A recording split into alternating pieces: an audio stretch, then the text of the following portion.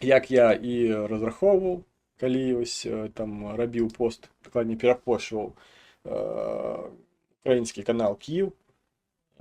Пра сьогодні ў Києві адбывалася акцыя з прываду дня народжання Міхася Жизнеўскага, які 22 гэта як украінскае слова січень, памятаю, беларускае студзень забыў, 22 студзеня, які загінуў на майдане незалежнасці, выступаючы за еўрапейскую інтэграцыю Украіны, што быў узнагароджаны ордэнам герояў небеснай сотні.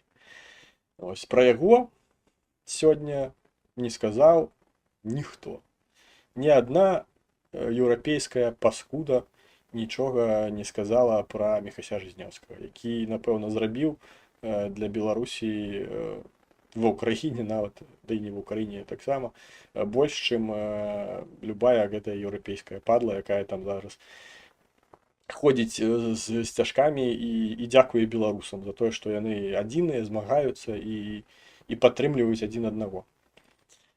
Ось як я і, в прынцыпе, і рахаваў, ніхто нічога пра гэтую, ні пра акцыю, ні пра самого Міхася ніхто не згадаў і ніхто не сказаў.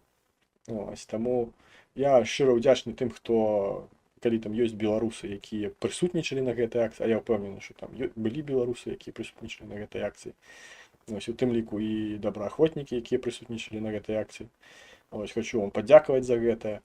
Ось, і не хочу падзякаваць тым добраахвотнікам, якія былі дзесьці ў гэты момант у Еўропе.